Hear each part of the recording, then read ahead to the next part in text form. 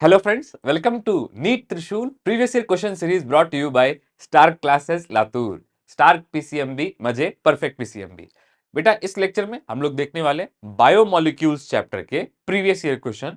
सो without further ado let us get started. ठीक है, so biomolecule cell unit of life chapter में important topic है, मतलब जो सेल यूनिट है उसमें इंपॉर्टेंट टॉपिक है। ठीक है, और इससे जनरली क्वेश्चन जो आते हैं उनका नेचर जो है कंसेप्चुअल होता है। ठीक है, तो इजी पिकिंग के क्वेश्चन इससे जनरली नहीं आते, तो थोड़ा कंसेप्चुअल क्वेश्चन होते हैं। जैसे ये पहला क्वेश्चन देखो, ये क्वेश्चन 2022 में आया, तो इस क्वेश्चन से शुरू करते हैं। ठीक है, ये स्टेटमेंट बेस्ड क्वेश्चन है। क्या बोलता है, read the following and select the correct set, मतलब अपने को करेक्ट वाले बताना है। ठीक है, lecithin found in cell membrane is a glycolipid, ये हो गया रॉन्ग, क्योंकि लेसिथिन क्या होता है बेटा, लेसिथिन फॉस्फोलिपिड होता है। क्या होता है, फॉस्फोलिपिड, लेकिन यहां क्या बोला है, ग्लाइकोलिपिड।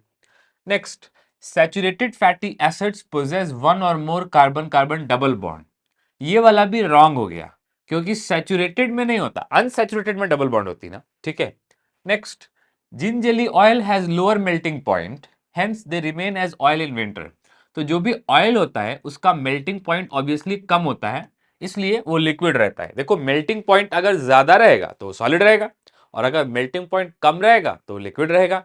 सो जिंजली ऑयल ऑयल है ना, और उसका मेल्टिंग पॉइंट क्या होता है, कम होता है, और ये विंटर में भी ऑयल रहता है।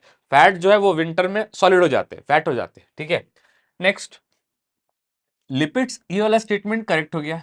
Next, lipids are generally insoluble in water but soluble in organic solvent, ये वाला सिंपल है, स्ट्रेट फॉरवर्ड है, करेक्ट हो गया। When fatty acids is esterified with glycerol monoglyceride are form, ठीक है, तो ये भी सही है, क्योंकि क्या होता कि ग्लिसरॉल में जब एक फैटी एसिड जुड़ता है, ठीक है, ईस्टर लिंकेज से, तो क्या बनता है, मोनोग्लिसराइड।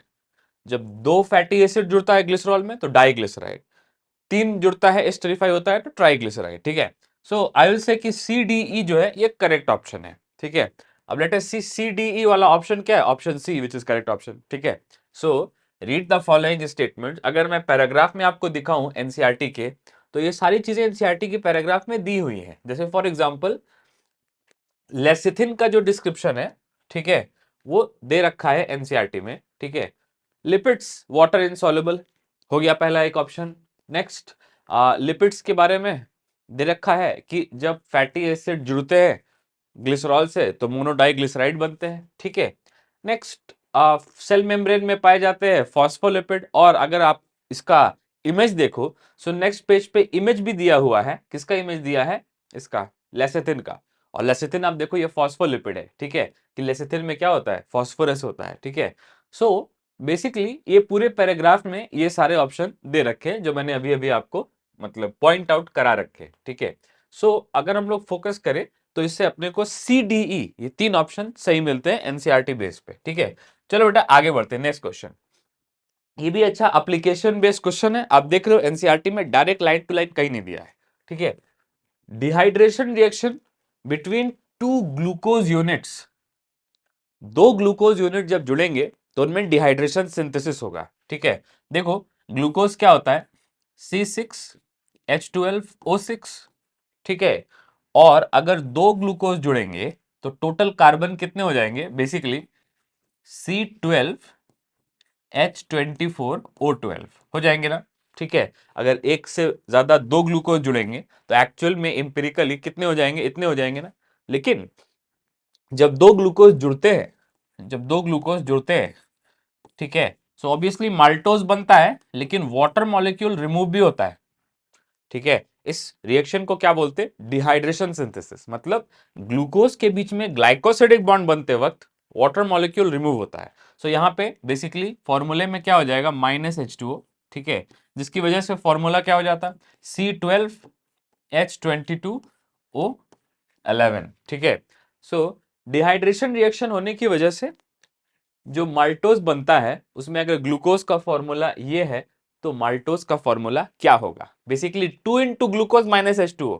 ठीक है, सो 2 × ग्लूकोज -H2O कितना आ रहा है, C12H22O11, ये हो गया formula for maltose which is a disaccharide of glucose. ठीक है, चलो आगे बढ़ते हैं, नेक्स्ट क्वेश्चन पे आते हैं बेटा।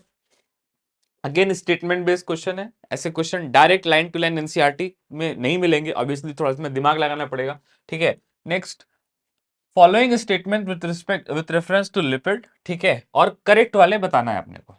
लिपिड्स के लिए क्या करेक्ट है? पहला, lipids having only single bonds are called unsaturated. नहीं, डबल बॉन्ड वाले होते हैं ना अनसैचुरेटेड, डबल या ट्रिपल बॉन्ड वाले अनसैचुरेटेड होंगे ना, तो ये गलत हो गया। लेसिथिन इज अ फॉस्फोलिपिड, ये सही है। ट्राईहाइड्रोक्सी प्रोपेन इज ग्लिसरॉल, ये सही है। ग्लिसरॉल क्या होता है?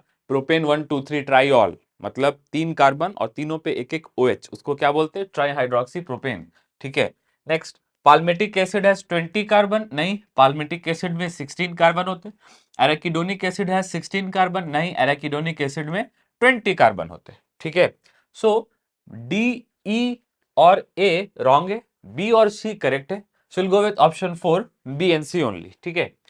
Lipids have only single bond are not unsaturated, जिसमें डबल होती है वो अनसैचुरेटेड होता है, ठीक है। लेस देन फॉस्फोलिपिड है, ठीक है। ट्राइग्लिसराइड, ये ग्लिसरॉल ट्राइहाइड्रोक्सी प्रोपेन है, करेक्ट है। पाल्मिटिक एसिड के बारे में और एराकिडोनिक एसिड के बारे में number of carbon atoms they रखे हैं एनसीईआरटी में, ठीक है। सो सेम पैराग्राफ में, लिपिड्स के पैराग्राफ में बेटा इससे बहुत क्वेश्चन आते हैं। ये जो पैराग्राफ है ना, ये फेवरेट क्वेश्चन आने का पैराग्राफ है, ठीक है। तो देखो क्या लिखा है, एराकिडोनिक एसिड हैज 20 कार्बन, और वहां क्या लिखा है? 16 कार्बन, इसलिए गलत हो गया। नेक्स्ट, सिमिलरली पाल्मिटिक एसिड है 16 कार्बन, और उधर क्या लिखा है? 20 कार्बन, इसलिए गलत हो गया, ठीक है। सो ये क्या है? ग्लिसरॉल क्या है? ट्राईहाइड्रोक्सी प्रोपेन, वहां दिया है, करेक्ट हो गया, ठीक है। सो इस तरह से हम लोग देख रहे हैं कि एप्लीकेशन बेस्ड क्वेश्चन बायोमोलिक्यूल से अच्छे आते हैं, मतलब स्टेटमेंट टाइप, एप्लीकेशन टाइप, ठीक है। चलो आगे बढ़ते हैं, नेक्स्ट क्वेश्चन पे आते हैं, ठीक है। आइडेंटिफाई बेसिक अमीनो एसिड, इसमें से बेसिक अमीनो एसिड कौन सा है? तो देखो एसिडिक कौन से होते हैं? Aspartic acid, glutamic acid. Neutral NCERT में बोला है वैलिन को, और लाइसिन, आर्जिनिन, हिस्टीडीन को बोला है बेसिक अमीनो एसिड, ठीक है। सो क्वेश्चन क्या पूछता है कि इनमें से बेसिक अमीनो एसिड कौन सा? तो याद रखो बेसिक के लिए कौन कौन सा है? लाइसिन, आर्जिनिन, हिस्टीडीन, ठीक है। So will go with lysine, ठीक है। लाइसिन क्या है? बेसिक अमीनो एसिड है, इसके पास पॉजिटिवली चार्ज साइड चेन होती है, ठीक है। सो अगर मैं आपको ये चीज एनसीईआरटी में दिखाऊं तो स्ट्रेट फॉरवर्ड, ये तो लेवल 1 क्वेश्चन हो गया। एनसीईआरटी में साफ साफ दे रखा है क्लासिफिकेशन ऑफ अमीनो एसिड्स में, ठीक है। सो अगर इसके ठीक पहले वाले पेज पे आओगे, ठीक ऊपर आओगे, तो न्यूट्रल में कौन है? वैलिन। एसिडिक में ग्लूटामिक एसिड, और यहाँ पे एरोमेटिक में टायरोसिन, फिनाइल एलेनिन और ट्रिप्टोफैन, और सिमिलरली बेसिक में जो है हम लोग बोल सकते हैं लाइसिन। याद रखो दो और है, arginine, histidine. Basic amino acids positively charge proteins में ज्यादा होते हैं। फॉर एग्जांपल हिस्टोन प्रोटीन्स में पॉजिटिवली चार्ज नेचर है ना, उसमें क्या ज्यादा होता है? Basic amino acid. ये हम लोग एमबीआई में पढ़ चुके हैं, ठीक है। चलो आगे बढ़ते हैं, नेक्स्ट क्वेश्चन पे आते हैं बेटा। नेक्स्ट क्वेश्चन जो है ये क्या बोलता है? टू फंक्शनल ग्रुप्स, देखो ये 100% एप्लीकेशन बेस्ड क्वेश्चन है, ठीक है। अब ये थोड़ा केमिस्ट्री के बायोमोलिक्यूल से लिंक्ड होता है, ठीक है। जो शुगर होते हैं बेटा, शुगर, ये क्या होते हैं? या तो पॉलीहाइड्रोक्सी अल्डिहाइड, या तो शुगर क्या होते हैं? Polyhydroxy aldehyde,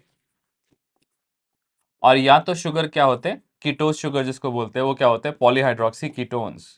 open chain form में शुगर क्या होते हैं? पॉलीहाइड्रोक्सी अल्डिहाइड या पॉलीहाइड्रोक्सी कीटोन। अब पॉलीहाइड्रोक्सी है तो इसमें OH होगा, और अल्डिहाइड कीटोन है तो इसमें कार्बोनिल होगा, ठीक है।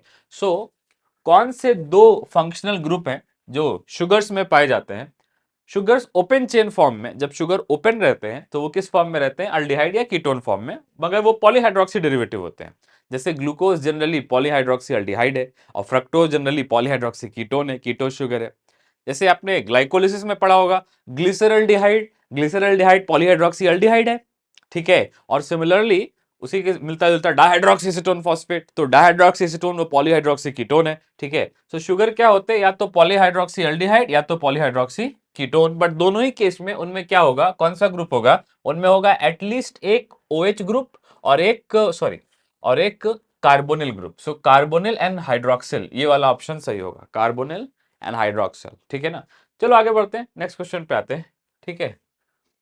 Typical fat molecule, fat molecule, ठीक है। देखो जो फैट होता है वो एक्चुअली में ट्राइग्लिसराइड होता है। क्या होता है? ट्राइग्लिसराइड, ठीक है। बॉडी में जो एडिपोज टिश्यू में फैट होता है वो क्या होता है, ट्राइग्लिसराइड। तो उसमें कितना फैटी एसिड होगा, 3 fatty acid esterified to 1 molecule of glycerol, इसको क्या बोलते हैं, triglyceride. So 3 fatty acids and 1 glycerol, so 1 glycerol and 3 fatty acids. अच्छा क्वेश्चन है, ठीक है। चलो इसको मैं आपको एनसीईआरटी से दिखाता, इसका एक्चुअली में एनसीईआरटी में फिगर भी बना हुआ है। सो वही पेज नंबर ओल्ड एनसीईआरटी में 145 पे फिगर भी बना हुआ है, और यहाँ पे इसको बोल रखा है ट्राइग्लिसराइड। ये क्या होता है, बॉडी फैट, ठीक है। सो एक ग्लिसरॉल है और 3 फैटी एसिड्स हैं जिनके अल्काइल ग्रुप्स क्या है, R1 R2 एंड R3, ठीक है। So 3 fatty acids esterified to 1 molecule of glycerol, उसको क्या बोलते हैं, ट्राइग्लिसराइड, ठीक है। चलो नेक्स्ट आगे बढ़ते हैं। अच्छा स्टेटमेंट बेस्ड क्वेश्चन आया नेक्स्ट, फिर से क्या आया, 2013 का क्वेश्चन है, फॉस्फोग्लिसराइड, ठीक है। देखो फॉस्फोग्लिसराइड ग्लिसराइड में क्या होता है, एक ग्लिसरॉल होता है। मैं यहाँ पे ग्लिसरॉल का एक स्कीमेटिक बना दे रहा हूं, ठीक है। ये हो गया एक ग्लिसरॉल, ठीक है। इसमें 2 फैटी एसिड्स जुड़े रहते हैं, ठीक है। लेट अस से R1 एंड लेट अस से R2 अल्काइल ग्रुप्स वाले 2 फैटी एसिड जुड़े रहते हैं, ठीक है। और इसी के ऊपर क्या होता है, एक फॉस्फेट मोइटी होता है जिसमें फॉस्फेट होता है और कोई एक ऑर्गेनिक ग्रुप होता है, लेट मी कॉल R, ठीक है। सो इसको हम लोग बोलते हैं फॉस्फोग्लिसराइड। फॉस्फोग्लिसराइड में क्या होता है, ये देखो ये 2 फैटी एसिड है, और ये 2 फैटी एसिड ईस्टर लिंकेज से किससे जुड़े हैं, ग्लिसरॉल से। बेटा ये जो है ना, ये ग्लिसरॉल है, क्या है, ग्लिसरॉल, ठीक है। सो फॉस्फोग्लिसराइड कंसिस्ट ऑफ जनरली, ठीक है, सैचुरेटेड, और ये फैटी एसिड सैचुरेटेड भी हो सकते हैं और अनसैचुरेटेड भी हो सकते हैं। सो सैचुरेटेड और unsaturated fatty acids esterified to glycerol to which phosphate moiety is also esterified या अटैच्ड, ठीक है। सो फॉस्फोग्लिसराइड में क्या होगा, सैचुरेटेड और unsaturated fatty acid esterified to glycerol to which phosphate group is also attached, straight forward, best answer. ये क्या हो गया, फॉस्फोग्लिसराइड हो गया, ठीक है। नेक्स्ट अगर बाकी का ऑप्शन देखो तो क्या बोला है, सैचुरेटेड और unsaturated fatty acid esterified to phosphate group, नहीं, फैटी एसिड फॉस्फेट से नहीं जुड़ता है, फैटी एसिड भी ग्लिसरॉल से जुड़ता है और फॉस्फेट भी ग्लिसरॉल से जुड़ता है। ग्लिसरॉल के पास 3 कार्बन है ना, जिसमें से 2 कार्बन किससे जुड़ेंगे, एसाइलेट होंगे फैटी एसिड से, और एक कार्बन एस्टर लिंकेज से किससे जुड़ेगा, फॉस्फेट से जुड़ेगा, फॉस्फोएस्टर लिंकेज से, ठीक है। चलो आगे बढ़ेंगे नेक्स्ट। ये अच्छा एप्लीकेशन बेस्ड क्वेश्चन है, ठीक है, ध्यान से देखना। Which of the following A to D correctly shows basic amino acid, मतलब पहले तो उसको क्या होना चाहिए, अमीनो एसिड होना चाहिए। अमीनो एसिड में क्या होता है, एक कार्बन के ऊपर अमीनो रहता है और उसी कार्बन के ऊपर कार्बोक्सिलेट रहता है, उसी कार्बन के ऊपर एक अल्फा हाइड्रोजन रहता है और एक साइड चेन रहती है, और साइड चेन में क्या होना पड़ेगा, NH2, तभी अमीनो एसिड बेसिक होगा, ठीक है। सबसे पहले तो ये देखते हैं कि ये ग्रुप किसके पास है, मतलब कार्बन, अमीनो और ये हाइड्रोजन, ठीक है। तो देखो ये सी के पास तो नहीं है, सी तो अमीनो एसिड ही नहीं है, ठीक है। नेक्स्ट ये अमीनो एसिड है, ये भी अमीनो एसिड है और ये भी अमीनो एसिड है, C is not even amino acid, ठीक है। बी और ए में देखो साइड चेन में NH2 नहीं है, इसमें OH है मगर NH2 नहीं है, इसमें COH है, NH2 नहीं है, एसिडिक अमीनो एसिड है, ये वाला OH कंटेनिंग सेरीन है, और ये क्या है, ये देखो इसमें साइड चेन में NH2 है। सो पहली बात अमीनो एसिड होना चाहिए, ठीक है। तो ये वाला ऊपर वाला पार्ट इसको क्या बना रहा है, अमीनो एसिड, और ये साइड चेन में जो NH2 है ये इसको क्या बना रहा है, बेसिक बना रहा है, ठीक है। सो क्वेश्चन पूछता है कि इनमें से कौन सा बेसिक अमीनो एसिड है, पहले तो अमीनो एसिड होना चाहिए ना, मतलब पहले तो कार्बन पे COH और NH2 होना चाहिए, तो पहले तो अमीनो एसिड है ये वाला, और नेक्स्ट इसके साइड चेन में एक्स्ट्रा NH2 होना चाहिए, तो एक्स्ट्रा NH2 किसमें, ये इसमें भी NH2 है, लेकिन ये तो अमीनो एसिड नहीं है ना सी वाला, ठीक है। ये तो बेसिकली एक ऑर्गेनिक कंपाउंड है which is not amino acid, ठीक है। सो ये वाला गलत हो गया, will go with option number D, ठीक है। ये क्या है, which means option B which is figure D, वो क्या है, बेसिकली अमीनो एसिड है, ठीक है, बेसिक अमीनो एसिड है। चलो बेटा आगे बढ़ते हैं, ठीक है। Which of the following are not secondary metabolites in plants, ठीक है। सो ये सेकेंडरी मेटाबोलाइट से भी एवरी ईयर क्वेश्चन आते हैं, ठीक है। सेकेंडरी मेटाबोलाइट का टेबल आई होप आप उसको अच्छे से देख रखे हो। सेकेंडरी मेटाबोलाइट भी मैं आपको दिखा देता, ये वाला जो टेबल है, जस्ट ये वाला टेबल है, ठीक है। ये किसका टेबल है, सेकेंडरी मेटाबोलाइट्स का, ठीक है। तो ये सारे नाम और इनके केमिकल क्लास ये इंपॉर्टेंट है, ठीक है। चलो आगे बढ़ेंगे नेक्स्ट। क्वेश्चन में क्या पूछा है, क्वेश्चन में पूछा है, ठीक है, question is asked which of the following are not secondary metabolite? Secondary metabolite नहीं है। सो देखो, rubber, gum, morphine, codeine, vinblastine, curcumin secondary होते हैं, वी नो दैट, ठीक है, क्योंकि इनका कोई डायरेक्ट मेटाबॉलिक रोल नहीं है, कोई डायरेक्ट नॉन फिजियोलॉजिकल रोल नहीं है। लेकिन अगर बात करें अमीनो एसिड की और ग्लूकोज की, तो इनका तो बॉडी के अंदर नॉन फंक्शन है ना, जैसे अमीनो एसिड प्रोटीन बनाने में हेल्प करते हैं और जो ग्लूकोज है वो एनर्जी मेटाबॉलिज्म का मॉलिक्यूल है। सो सी का तो मेन नॉन रोल है, तो C, option C, amino acid and glucose, उनका बॉडी के अंदर नॉन रोल है, सो वो बेसिकली प्राइमरी मेटाबोलाइट है। So these are primary metabolites and these are secondary metabolites. Question में पूछा है कौन सा सेकेंडरी मेटाबोलाइट नहीं है, तो कौन सा सेकेंडरी मेटाबोलाइट नहीं है? Amino acid and glucose. Why? Because they have non physiological role. ये जो बाकी के हैं, गम, मॉर्फिन, विनब्लास्टिन, इनका नॉन फिजियोलॉजिकल रोल नहीं है, क्योंकि ये सारे सेकेंडरी मेटाबोलाइट है। और इसका क्या है? नॉन फिजियोलॉजिकल रोल है, मतलब इसका कोई बॉडी में काम है जिसके बारे में हमें पता है, ठीक है, बिना इसके ऑर्गेनिज्म जिंदा नहीं रह सकता, तो उसको हम लोग क्या बोलते हैं? Primary metabolite. So option C is primary और बाकी सारे क्या है? सेकेंडरी, ठीक है। नेक्स्ट, आगे बढ़ते हैं, नेक्स्ट क्वेश्चन, ठीक है। Identify incorrect pair. अगेन वही टेबल देख करके अपने को पता चलेगा इनकरेक्ट पेयर, ठीक है। ड्रग्स, ड्रग्स में राइसिन नहीं आता, राइसिन बेटा टॉक्सिन में आता है। किस में आता है? टॉक्सिन में, ठीक है। अल्कोलॉइड कोडिन सही है, टॉक्सिन एब्रिन सही है, लेक्टिन कॉनकैनावेलिन ये सही है, लेकिन राइसिन जो है ये किस में आता है? टॉक्सिन में आता है। राइसिन और एब्रिन ये ड्रग्स में नहीं आता। ड्रग्स में कुरकुमिन, विनब्लास्टिन वगैरह आता है, ठीक है। सो अगर आप देखो तो यहाँ पे एनसीईआरटी में भी मेंशन है टेबल में, ठीक है। सो टॉक्सिन में राइसिन, एब्रिन है, ठीक है। राइसिन को ड्रग्स में दे रखा है, जो कि रॉन्ग है, ठीक है। सो नेक्स्ट, अगले क्वेश्चन पे आएंगे, ठीक है। देखो, ड्रग्स में दे रखा है लेकिन है क्या? टॉक्सिन, ठीक है। चलो नेक्स्ट क्वेश्चन पे आते हैं। Secondary metabolite such as nicotine, strychnine and caffeine are produced by plant. So plant secondary metabolite क्यों बनाता है? इकोलॉजिकल एडवांटेज के लिए और डिफेंस के लिए। फॉर एग्जांपल, प्लांट जो कैफीन बनाता है, ये प्लांट को कड़वा बना देता है, या ऐसा बोलो प्लांट को, मतलब जो ऑर्गेनिज्म, जो हर्बीवोर प्लांट को खाता है, उसको ये नुकसान करता है। नुकसान इन द सेंस उसके हार्ट रेट को बढ़ाता है, ठीक है। सो कैफीन जो है, caffeine basically is a secondary metabolite. Strychnine, nicotine also are secondary metabolite, लेकिन ये प्लांट अपने डिफेंस के लिए बना रहा है, ठीक है। एनसीईआरटी में बोला है कि इसको कैसा एडवांटेज मिलता है? Ecological advantage. एक इकोलॉजिकल एडवांटेज क्या हो सकता है? डिफेंस, ठीक है। ये भी मैं दिखा देता है एनसीईआरटी में कहां है, ठीक है।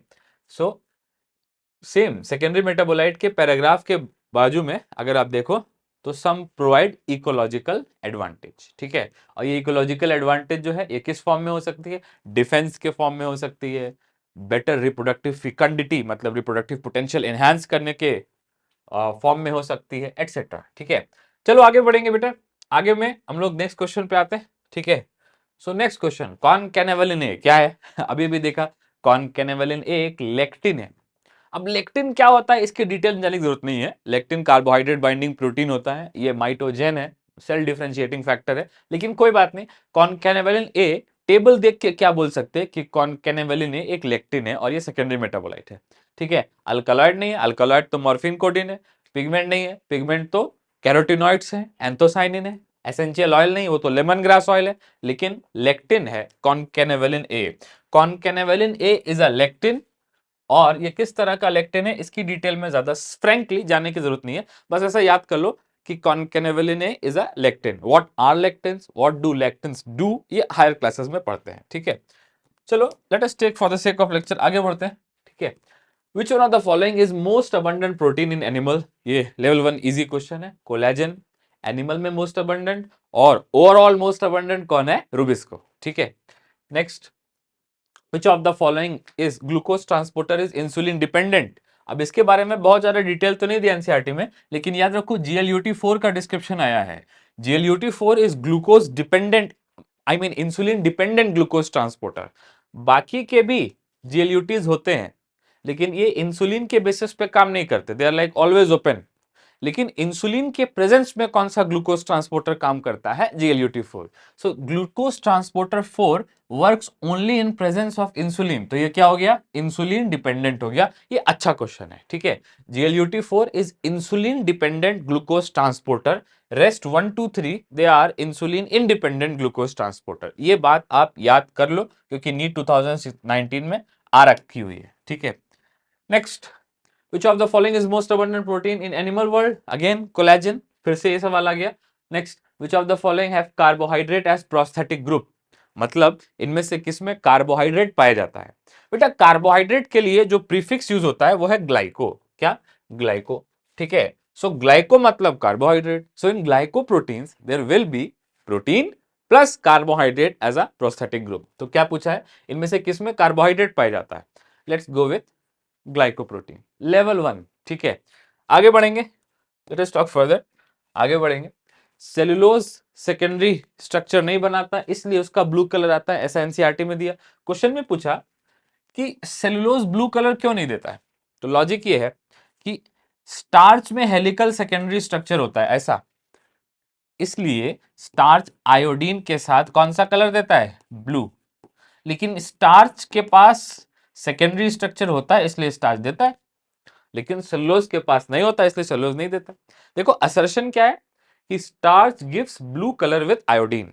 उसका रीजन क्या है? Because starch has helical secondary structure. उसी तरह से एक और असर्शन रीजन बना सकते हैं। असर्शन क्या हो गया? Cellulose does not give blue colour with iodine, और उसका रीजन क्या हो गया? Cellulose does not form complex helices like starch, ठीक है। So cellulose blue colour iodine के साथ क्यों नहीं देता? क्योंकि सेलुलोज जो है it does not contain complex helices and can not hold iodine molecules. ये वाला सही है। स्टार्च कॉम्प्लेक्स हेलाइसिस बनाता है और स्टार्च ब्लू कलर देता है। याद रखो, स्टार्च हेलिक्स बनाता है इसलिए ब्लू कलर देता है आयोडीन के साथ, और सेलुलोज हेलिक्स नहीं बनाता इसलिए ब्लू कलर नहीं देता आयोडीन के साथ, ठीक है। चलो ये हो गया। ये वाला भी डिस्क्रिप्शन पॉलीसेकेराइड वाले पेज पे आ रखा है। So I think I show you that. Polysaccharide वाला पेज कहाँ गया? उस पे आपको दिखाते हैं, ठीक है। देखो ये प्रोटीन है ना, प्रोटीन के ठीक बाद पॉलीसेकेराइड दिया है, और यहां पे दिया है कि स्टार्च हेलिकल सेकेंडरी स्ट्रक्चर बनाता है इसलिए ब्लू कलर देता है।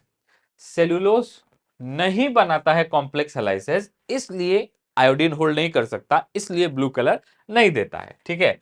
सो ये रीजनिंग भी एनसीईआरटी में अच्छी दे रखी है, तो ये अच्छा क्वेश्चन बोल सकते हैं, एकदम डायरेक्ट एनसीईआरटी क्वेश्चन है, और ये प्रीवियस ईयर में मतलब 2023 में एकदम रिसेंटली आ रखा है, फ्रेश क्वेश्चन है, ठीक है।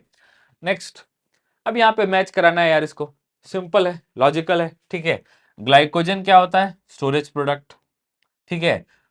स्टेरॉइड क्या होते हैं? हार्मोन्स, जैसे टेस्टोस्टेरोन, प्रोजेस्टेरोन वगैरह वगैरह, ठीक है। नेक्स्ट, ग्लोबुलिन क्या होते हैं? एंटीबॉडी, ठीक है। और अच्छा, अब इसमें हम लोग क्या करते हैं, देखो कभी कभी क्या होता कि मल्टीपल ऑप्शन बैठ सकते हैं। सो पहले हम लोग जो ऑब्वियस है उससे शुरू करते हैं। Let us start with glycogen being storage product, ये तो 100% ऑब्वियस है। नेक्स्ट, लेट अस से ग्लोबुलिन्स आर एंटीबॉडी। अरे इम्यूनोग्लोबुलिन होते हैं ना एंटीबॉडी, आईजीज, ठीक है। अब बचा क्या? थ्रोम्बिन और क्या बोलते हैं, स्टेरॉइड। ऑब्वियसली थ्रोम्बिन बायोकैटलिस्ट है और स्टेरॉइड जो है वो हार्मोन है, ऑब्वियसली, ठीक है। तो हम लोग चाहे तो पूरा भी कर सकते हैं इसको, लेकिन इन दो से पहले करके देखते हैं जो 100% ऑब्वियस है, जो डायरेक्ट एनसीईआरटी में दे रखे हैं, ठीक है।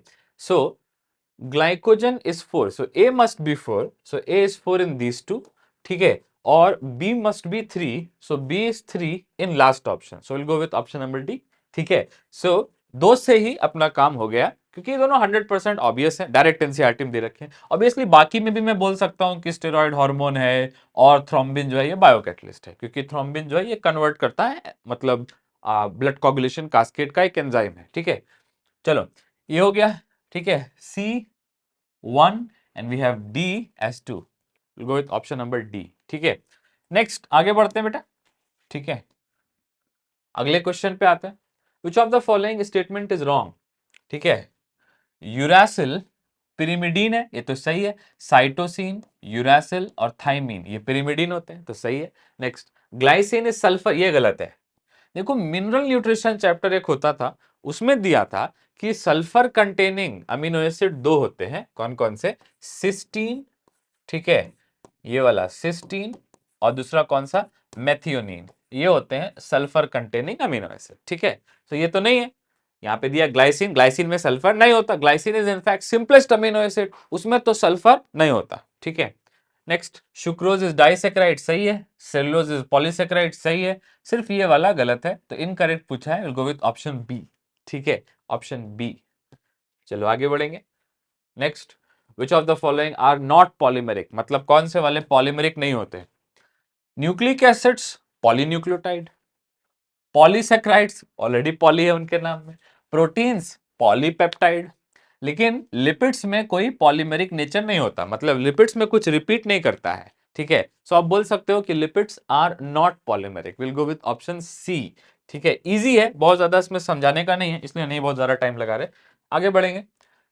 Nucleotides are building blocks of nucleic acid, मतलब न्यूक्लियोटाइड क्या होता है, रिपीट करता है और उससे क्या बनता है, पॉलीन्यूक्लियोटाइड। लेकिन एक न्यूक्लियोटाइड में क्या होता है, याद करो, शुगर, शुगर के फर्स्ट कार्बन पे बेस और शुगर के फिफ्थ कार्बन पे फॉस्फोरिक एसिड, ठीक है। तो न्यूक्लियोटाइड में क्या होता है, शुगर, ठीक है, शुगर के फर्स्ट कार्बन पे क्या होता है, बेस, याद रखो फर्स्ट कार्बन पे एन ग्लाइकोसिडिक लिंकेज से बेस होता है, इन दोनों को मिला के न्यूक्लियोसाइड बोलते हैं। और शुगर के फिफ्थ कार्बन पे क्या होता है, फॉस्फेट या फिर लेट अस से फॉस्फोरिक एसिड, ये इसके फिफ्थ कार्बन पे होता है और इसको हम लोग क्या बोलते हैं, टोटल को nucleotide. So base sugar phosphate, obviously देखो इस ऑप्शन में भी बेस शुगर फॉस्फेट है लेकिन एन है, मतलब ये पॉलीमेरिक फॉर्म है, नहीं ये तो पॉलीन्यूक्लियोटाइड हो गया, ठीक है। बेस शुगर फॉस्फेट, यहाँ पे एक न्यूक्लियोटाइड पूछा है ना, तो क्या हो जाए, बेस शुगर फॉस्फेट, ये हो गया एक न्यूक्लियोटाइड, ठीक है। नेक्स्ट आगे बढ़ेंगे, ठीक है। दो स्टेटमेंट दे रखे हैं प्यारे प्यारे, पहला स्टेटमेंट क्या है, protein is imagined as a line, left end represent first amino acid, right end represent last amino acid, सही है, ठीक है। इसको हम लोग क्या बोलते हैं, प्राइमरी स्ट्रक्चर, एक एन टर्माइनस और एक सी टर्माइनस, इसको क्या बोलते हैं, प्राइमरी स्ट्रक्चर, ठीक है। नेक्स्ट, एडल्ट हीमोग्लोबिन हैज दो चेन अल्फा 2 बीटा 2, ये भी दे रखा है, ये वाला स्टेटमेंट भी क्या है, करेक्ट है। So both statements are correct, let us say both statement 1 and 2 are correct. ये प्रोटीन स्ट्रक्चर के पैराग्राफ में दोनों पॉइंट दिए बेटा, दोनों पॉइंट में आपको एक बार दिखा देता, ठीक है। प्रोटीन स्ट्रक्चर में ये दोनों पॉइंट दे रखे हैं, ठीक है। So protein structure in fact NCERT में आगे दिया है, ये देखो, ठीक है। लेफ्ट एंड पे क्या रहेगा, ठीक है, फर्स्ट अमीनो एसिड एन टर्माइनस और last amino acid right and पे सी टर्माइनस, ठीक है। और ऑब्वियसली इसके बारे में पूरा डिस्क्रिप्शन दे रखा है कि 4 सब यूनिट होते हैं एडल्ट हीमोग्लोबिन में, अल्फा 2 और बीटा 2, ठीक है।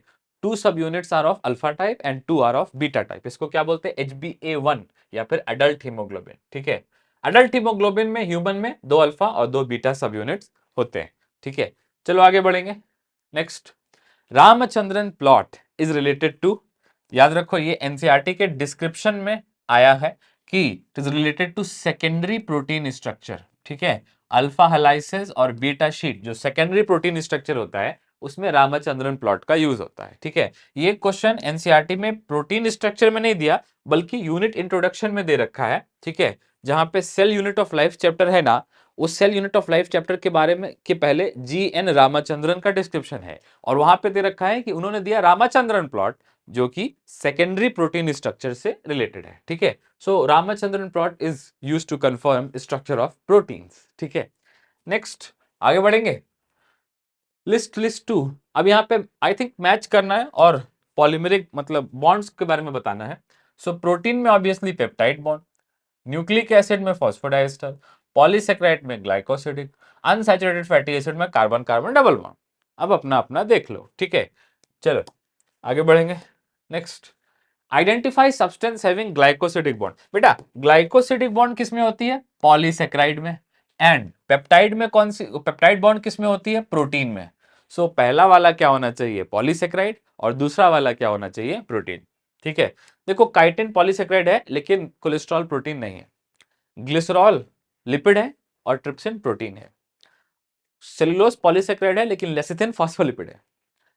इस वाले ऑप्शन में पहला वाला इनुलिन पॉलीसेक्राइड है, इनुलिन फ्रक्टोज का होमोपॉलीमर है, तो ये क्या है, पॉलीसेक्राइड है, और ये क्या है, पॉलीपेप्टाइड है, इंसुलिन, इंसुलिन प्रोटीन है ना, पॉलीपेप्टाइड है ना, सो ग्लाइकोसिडिक किस में हो गई, इनुलिन में, और पेप्टाइड किस में हो गई, इंसुलिन में।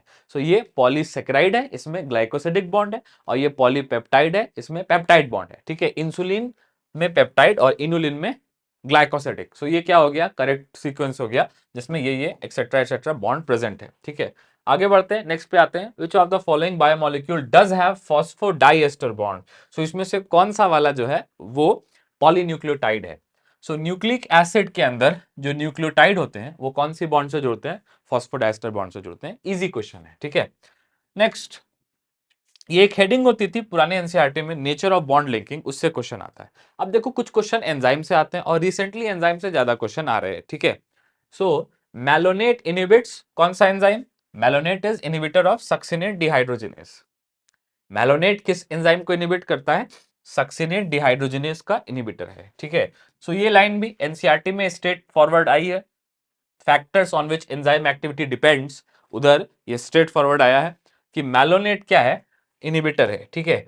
सो ये हो गया एंजाइम्स का पैराग्राफ चालू, और एंजाइम्स के पैराग्राफ में एंजाइम एक्टिविटी पे आते हैं, ठीक है। सो ये हो गया एंजाइम एक्टिविटी, और इसमें आप देखोगे कि स्ट्रेट फॉरवर्ड लिखा हुआ है, ठीक है, कि malonate, inhibition of succinate dehydrogenase by malonate, ठीक है। मैलोनेट किसका इनहिबिटर है, सक्सिनेट डिहाइड्रोजिनेस, जो कि रेस्पिरेटरी कॉम्प्लेक्स 2 है, ठीक है। नाउ आगे बढ़ेंगे, ठीक है, नेक्स्ट क्वेश्चन पे आएंगे। दो क्वेश्चन दे रखे बेटा, दो क्वेश्चन, ठीक है, दो statement. Low temperature preserves enzyme in temporary inactive state whereas high temperature destroys enzymatic activity. So याद रखो, जब enzyme activity against temperature plot करते हैं, enzyme activity against temperature, so graph दोनों तरफ गिरता है, लेकिन इधर आने पे जो लॉस है वो रिवर्सिबल है, मतलब लो टेम्परेचर पे रिवर्सिबल डिक्लाइन होती है, और हाई टेम्परेचर पे जो लॉस है वो इरिवर्सिबल है। हाई टेम्परेचर पे क्या बोलते, क्या हो गया, डी नेचर हो गया, और लो टेम्परेचर पे क्या बोलते, क्या हो गया, प्रीजर्व हो गया। सो यहां पे भी वही बात लिखी है कि लो टेम्परेचर पे एंजाइम एक्टिविटी कम होती लेकिन वो प्रिजर्व होते, लॉस नहीं होते, और हाई टेम्परेचर पे एक्टिविटी कम होती लेकिन वो परमानेंट लॉस हो जाते हैं। सो क्या लिखा है, low temperature preserves enzyme in temporary inactive state, which is correct, whereas high temperature destroys enzyme activity permanently because of denaturation, खत्म हो जाते हैं, ठीक है। तो ये वाला इसके हिसाब से एनसीईआरटी के हिसाब से करेक्ट है। Next, when inhibitor closely resembles substrate in molecular structure, the inhibition is known as competitive inhibition, ठीक है। तो ये वाला भी सही है। याद रखो, जो सक्सिनेट है वो कुछ ऐसा होता है, जो सबस्ट्रेट है सक्सिनेट वो कुछ ऐसा होता है, ठीक है। स्ट्रक्चर इंपॉर्टेंट नहीं है, समझाने के लिए बता रहे। नेक्स्ट, और जो मैलोनेट है वो ऐसा होता है, ठीक है। आप देखो जो मैलोनेट है और जो सक्सिनेट है, ये दोनों में कितनी ज्यादा स्ट्रक्चरल सिमिलैरिटी है। दोनों डायोइक एसिड है, बस एक कार्बन इसमें कम है। तो ये क्या हो गया, सबस्ट्रेट, ठीक है, और ये क्या हो गया, कॉम्पिटिटिव इनहिबिटर, ठीक है। सो एनसीईआरटी में क्या लाइन लिखी है कि सबस्ट्रेट और कॉम्पिटिटिव इनहिबिटर में क्या होती है, structural similarity. So competitive inhibitor resembles substrate in terms of structure, molecular structure. तो वही बात यहां पे भी दी हुई है, ठीक है। So I think both statements are correct, so will go with both 1 and 2 are true, which is option C, ठीक है। नेक्स्ट आगे बढ़ेंगे, कुछ क्वेश्चन और है अच्छे अच्छे एंजाइम के, ठीक है। Let us see next question from PYQ of biomolecules. Match the following, ठीक है, मैच द फॉलोइंग। इसमें से अभी अभी देखा इनहिबिटर कौन है, मैलोनेट, ठीक है। Cell wall in fungi, chitin. Secondary metabolite ricin, जो कि टॉक्सिन है, ठीक है। नेक्स्ट, पेप्टाइड बॉन्ड किस में है, प्रोटीन कौन है, कोलेजन, ठीक है। अब आप अपना देख लो, ठीक है। चलो आगे बढ़ते हैं। Next, consider the following statements, ठीक है, consider the following statements. Coenzymes or metal ions that is tightly bound to enzyme is called prosthetic group, ठीक है। क्या बोला है, टाइटली बाउंड को क्या बोलते हैं, प्रोस्थेटिक ग्रुप। याद रखो, कोएंजाइम और मेटल आयन ये अलग कैटेगरी है और प्रोस्थेटिक ग्रुप अलग कैटेगरी है, ठीक है। कोएंजाइम तो लूजली बाउंड होते हैं और प्रोस्थेटिक ग्रुप तो टाइटली बाउंड होते हैं, ठीक है, ये अलग कैटेगरी है। सो मोस्ट विल से कि this option is wrong. Next, complete catalytic active enzyme with its prosthetic group is called apo enzyme. नहीं, कंप्लीट एंजाइम को क्या बोलते हैं? होलो एंजाइम बोलते हैं, एपो नहीं बोलते हैं। So let us say both are wrong, ठीक है, let us say both are wrong, ठीक है। So both A and B are false, both A and B are false. याद रखो, क्या बात याद रखना है? पहली बात तो प्रोस्थेटिक ग्रुप जो होते हैं वो ऑर्गेनिक नहीं, वो इनऑर्गेनिक नहीं, ऑर्गेनिक कोफैक्टर होते हैं। सो प्रोस्थेटिक ग्रुप क्या है? टाइटली बाउंड टू एंजाइम तो होता है, ठीक है, लेकिन कोएंजाइम नहीं होता, वो मेटल आयन नहीं होता वो, ठीक है। याद रखो, कोएंजाइम तो खुद लूजली बाउंड है ना, ठीक है, कोएंजाइम तो को सबस्ट्रेट है ना। सो कोएंजाइम और metal ion that is tightly bound to enzyme protein, ये पार्ट भले ही सही है इसका कि टाइटली बाउंड है तो प्रोस्थेटिक ग्रुप है। So part of statement is correct, but complete statement is not correct. याद रखो, कोएंजाइम्स लूजली बाउंड होते और मेटल आयंस क्या होते? वो बेसिकली इनऑर्गेनिक है, और ये प्रोस्थेटिक ग्रुप तो ऑर्गेनिक है, ठीक है। और प्लस यहां पे ऐसा नहीं बोल सकते कि coenzyme is same as prosthetic group, ठीक है। याद रखो कि कोएंजाइम्स का नेचर बिल्कुल अलग है। सो भले ही half part of statement is correct, तो सुनने में बहुत से लोग ऐसा भी बोल सकते हैं, बहुत से ऑनलाइन प्लेटफॉर्म पे ऐसा भी आंसर देखने को मिल सकता, इवन बहुत से बुक्स में ऐसा आंसर देखने को मिल सकता कि statement 1 is correct but 2 is false, ठीक है। दे कैन से कि this one is correct, this one is false, but याद रखो कि ये दोनों ही स्टेटमेंट क्या है? फॉल्स है, ठीक है। Let us go both are false, ठीक है। ये अच्छा क्वेश्चन है बेटा, इसलिए next, which of the following statement is correct? तो होलो एंजाइम कंप्लीट एंजाइम होता है, उसमें एपो एंजाइम भी होता है और कोफैक्टर भी होता है, ठीक है। So holo enzyme is equal to apo enzyme plus coenzyme, ठीक है, ये वाला भी बैठ सकता है और ये भी बैठ सकता है। Holo enzyme is equal to apo enzyme plus cofactor, ठीक है। तो स्टेटमेंट क्या हो जाएगा? Holo enzyme is equal to apo enzyme plus cofactor, और कोफैक्टर की जगह पे कोएंजाइम भी चलेगा, ठीक है, प्रोस्थेटिक ग्रुप भी चलेगा, ठीक है, मेटल आयन भी चलेगा, ठीक है। सो ऐसा कोई ऑप्शन है क्या? Holo enzyme is equal to apo plus co, ये वाला तो सही है। एपो इज इक्वल टू, ये गलत है। Holo is equal to co plus co, गलत है। Apo is equal to holo plus co, ये वाला भी गलत है, ठीक है। सो ये वाला ऑप्शन बेस्ट है, ठीक है, लेकिन एनसीईआरटी में क्या यहाँ पे क्या दिया? Holo is equal to apo plus cofactor का एक टाइप है कोएंजाइम, तो इससे ये क्वेश्चन हो जाता है, ठीक है। नेक्स्ट आगे बढ़ते हैं बेटा, नेक्स्ट क्वेश्चन पे आते हैं। नेक्स्ट क्वेश्चन क्या बोलता? नॉन प्रोटीन पार्ट को क्या, नॉन प्रोटीन एंजाइम कौन सा है? नॉन प्रोटीन एंजाइम तो राइबोजाइम है ना। राइबोजाइम क्या होता है? ये तो प्रोटीन नहीं होता, ये तो आरएनए होता है ना, आरएनए एंजाइम को बोलते हैं राइबोजाइम, ठीक है। तो ये भी इजी, एकदम लेवल 1 इजी वाला क्वेश्चन है। नेक्स्ट, ये ग्राफ दे रखा है, अब ग्राफ के बेसिस पे बताना है। देखो, ए क्या है? एक्टिवेशन एनर्जी विथ एंजाइम कम हो गई है, और बी क्या है? Activation energy without enzyme. Let us try to see. अच्छा, और यहाँ पे सबस्ट्रेट की एनर्जी ज्यादा है, प्रोडक्ट की एनर्जी कम है, तो ऑब्वियसली कंजर्वेशन ऑफ एनर्जी से रिएक्शन क्या हो जाएगा? एक्सोथर्मिक हो जाएगा।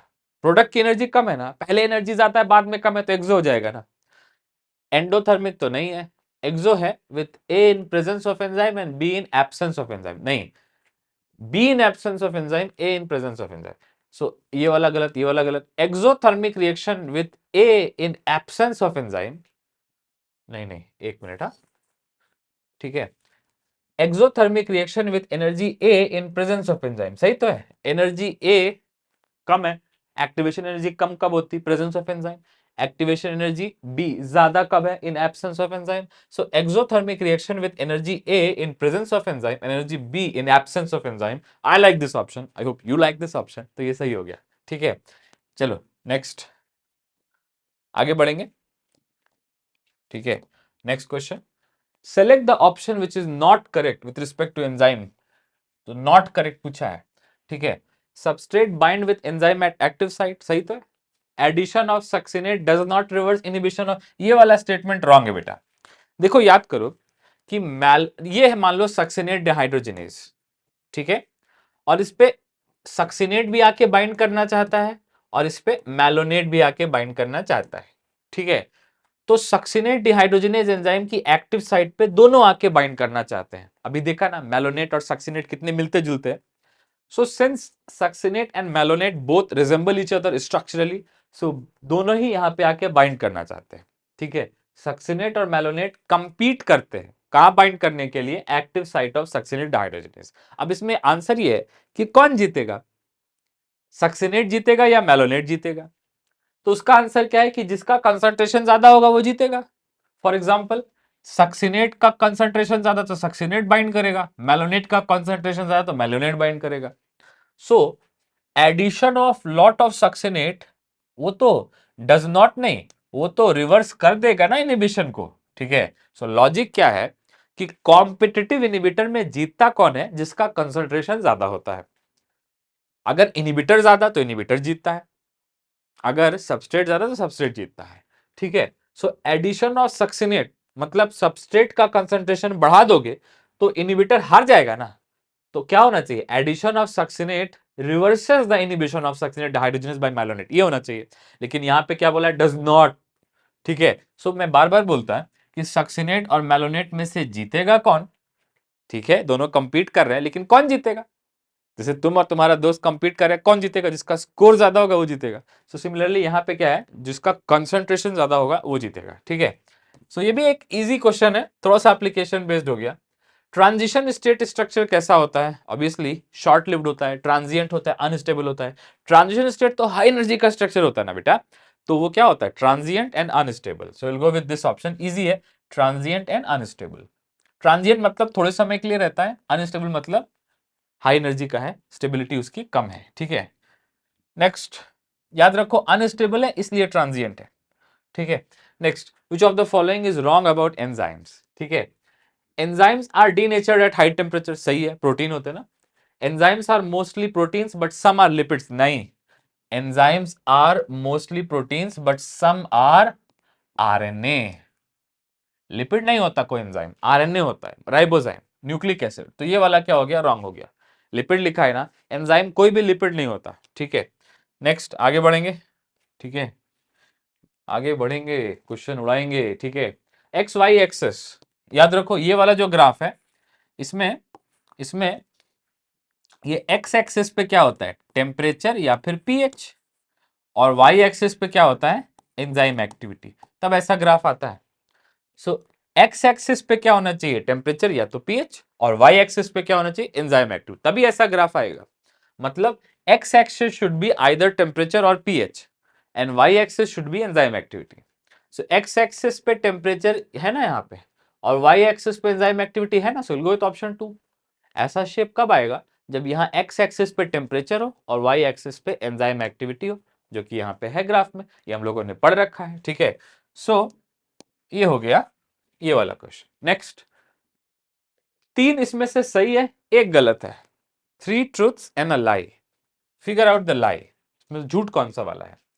Enzymes require optimum pH for maximum, जो सही है ना।